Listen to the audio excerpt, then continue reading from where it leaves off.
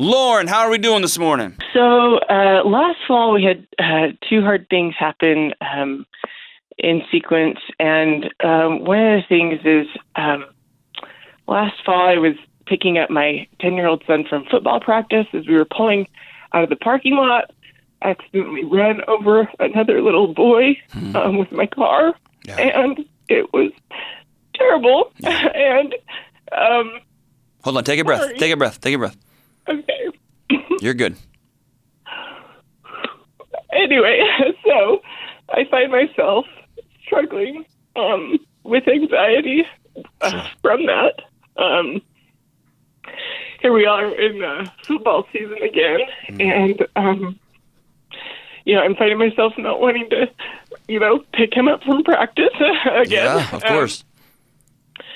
And even go to his games or anything, and so I'm just and the little boy is okay.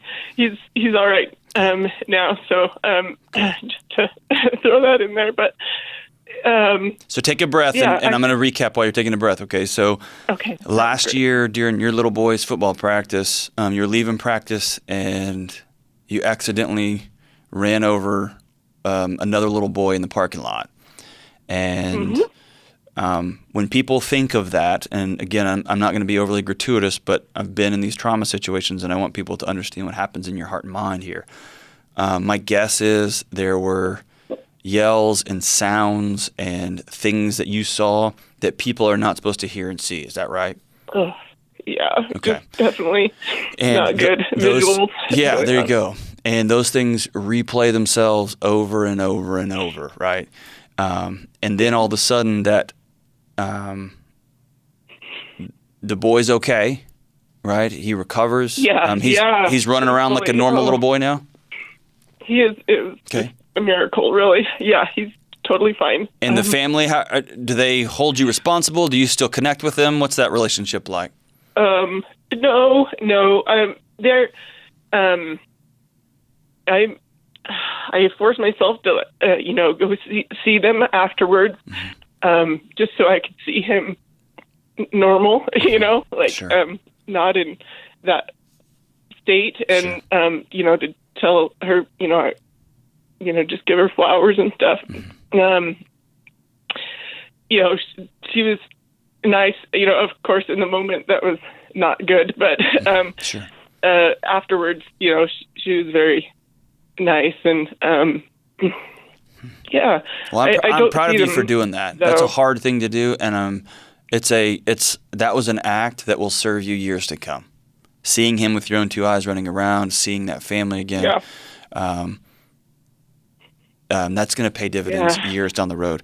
And so now it's football season again, and you don't want to even go near that place. You don't want to be around that place. And you said there was two things going on. What's the second thing? Oh, well, the second thing was the day after that happened, I was, obviously having a hard time and stuff. And my husband found out his mom had passed away unexpectedly. And so. Jeez. Okay, hold on a second. That was. You passed that along dismissively. You're like, oh, and by the way, I went and got burritos at the local gas station. Like, no, that's a big family trauma, right? It was, yes. It was. And so my guess is you didn't get to grieve at all. You turned into taking care of him, taking care of everybody around. Is that right? Yeah, that's exactly right. He looked at me and he just said, I need you right now. Yeah. And I just, I knew that he did. At that point, we knew the little boy was going to be okay. And I just was like, okay, And so I just really pushed everything down and didn't really, I don't know. I think I just ran away from it. And so. Well, you ran away in the name of duty, right? Yeah, right. So if you think of your feelings, you took yours with two hands and you compressed them. And another word for compress is to depress, right? You depressed them down so that you could take care of your husband and your husband's family and probably your kids, and because they lost their grandma. And you did a noble thing and a hard thing.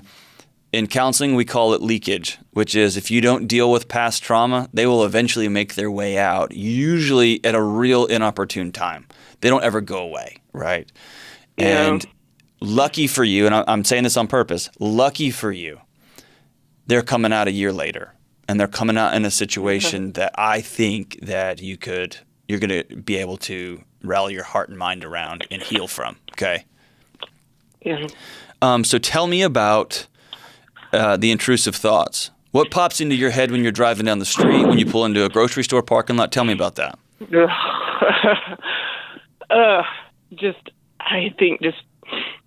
I don't know, like if I feel a bump, under the car or something.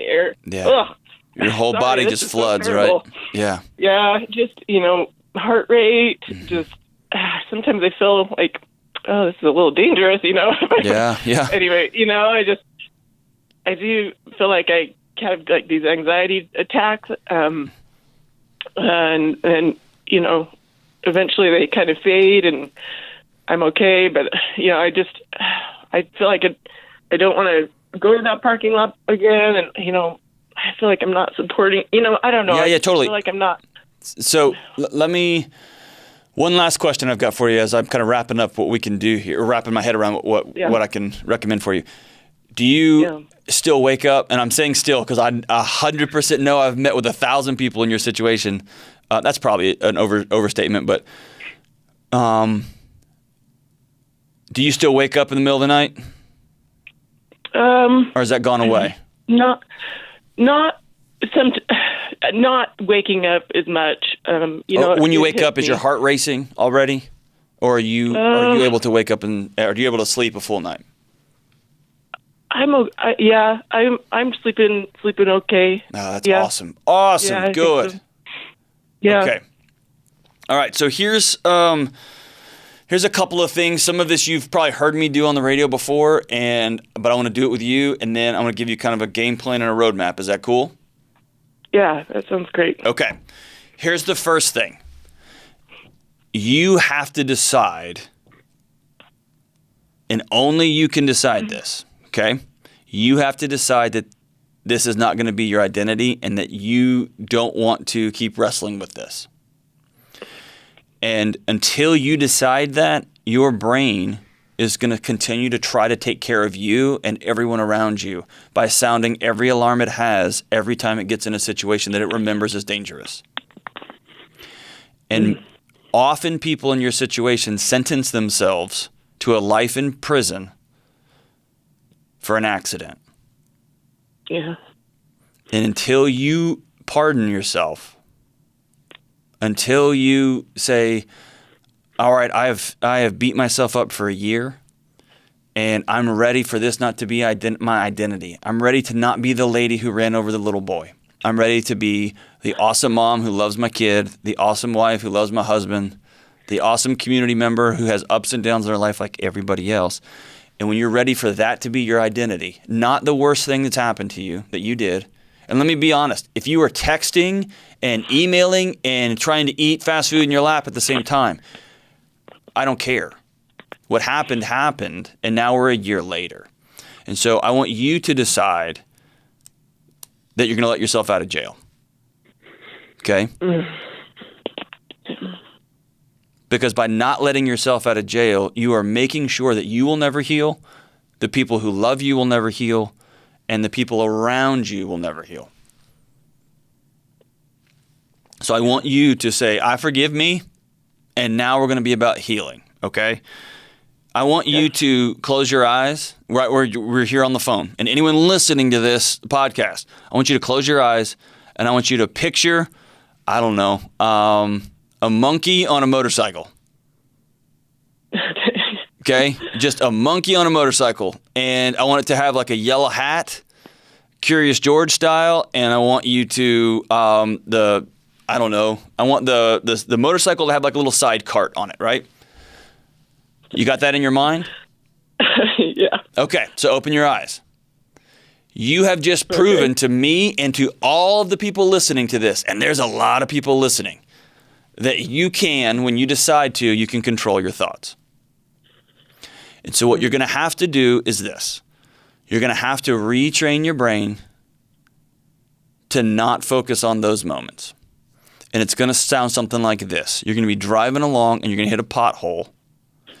and your body is going to remember, your amygdala, your brain is going to remember, oh, I remember what that means. And it's going to flood you. It's going to make it when your stomach's all warm and your heart starts racing. That cortisol and adrenaline is going to dump into your body.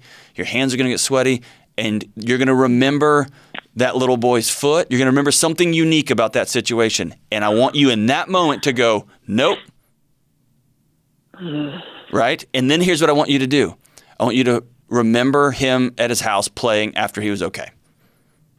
You get to choose which one of those thoughts you dwell on. And your brain has a vested interest in you dwelling on the bad stuff because it doesn't want that to happen again. And it's not going to happen again because you're going to be a safe driver. You're going to recognize that was a 1 in a trillion accident that kids shoot out from behind people in parking lots all the time in ball field parking lots. And that you're going to choose to think of something positive about him. And my promise to you is over time, you will readjust that default setting in your brain, okay? It will recognize, oh, it doesn't need me to protect myself from that anymore. The second thing is I want you to go to that parking lot with a friend that you trust when there's nobody there on a Sunday afternoon, on a Monday morning, and I want you to practice driving in and parking and backing up and parking. But listen, in the nerd world, they call it exposure therapy, right? I don't think you need a therapist to do this. I think you need to get a friend with you. You got to have somebody. And probably not your husband because he's going to try to teach you what you're doing wrong. You need a friend just to be with you, right? And I want you to go there and back up and pull in. And then I want you to back up and pull in. And if you need to get out of the car and take a walk, great. You're going to have a friend with you. If you need to yell and scream and cry and swear and do all the things, great, you have a friend with you. If y'all need to jam on some old Motley Crue records, whatever y'all have to do in that moment. But I want you to practice, and I want you to do this a couple of times. And then when you feel comfortable, and comfortable is not a good word. When you feel safe, not comfortable, because it's going to be uncomfortable for a while, I want you to drive your son to practice and park as far away from possible at the very, very back of a parking lot. Okay? And you are going to slowly ease your way back into this. And when you do, you're going to constantly be monitoring your thoughts for truth. Right? Okay.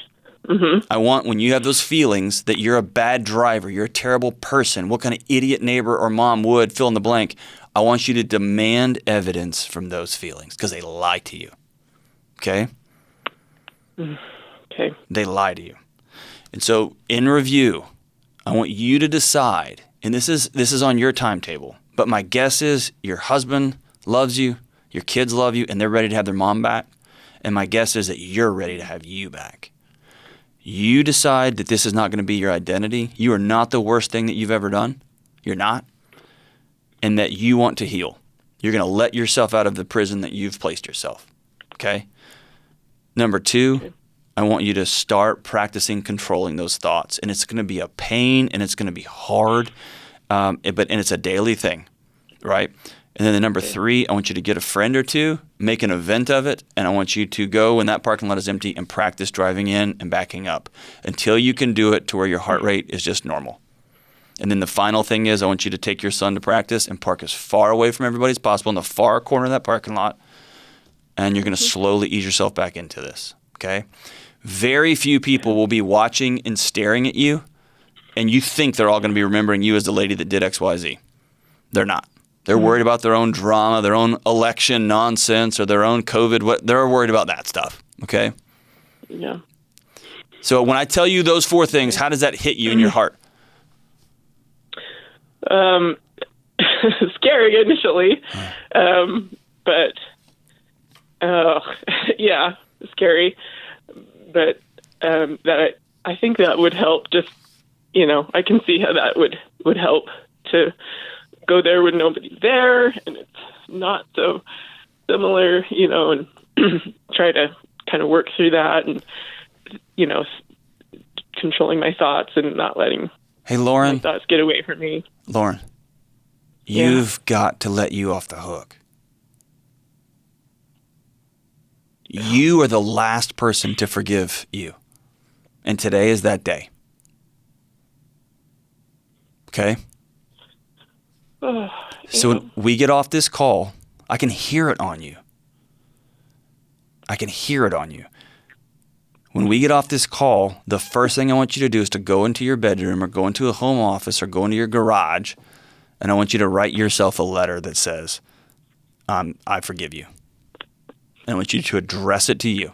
You got it? Okay. Yeah. You do not deserve to carry this around with you for the rest of your life. It happened. You've been forgiven. Yeah. You've got to forgive you. Yeah. Okay? Yeah. That's where healing starts. In this together? Yeah. Yeah. Awesome. Yep. So here's what I want you to do. After you go to the parking lot a few times, I want you to email me back. I want you to call me and let me know how that went. I want to know how your heart was racing, how your friend was cheering you on or making fun of you if they're a friend like I have, and laughing. I want to know how that went. But I know you can do it. And for crying out loud, Lauren, you've got to forgive you. And everyone listening to this, everybody is involved in accidents. Everyone does things that they wish they could have back. They all make mistakes. And we just live in this world where nobody forgives each other anymore, especially ourselves. And that's got to stop. Because you just live out of your pain then. You live out of these bricks in your backpack that you're the only one putting them in there. So Lauren, set the backpack down. Write yourself a letter today that says, Dear Lauren, this happened and I'm sorry. And I forgive you. You're a good mom. You're a good wife. You're going to heal from this. And the healing starts today with letting you off the hook.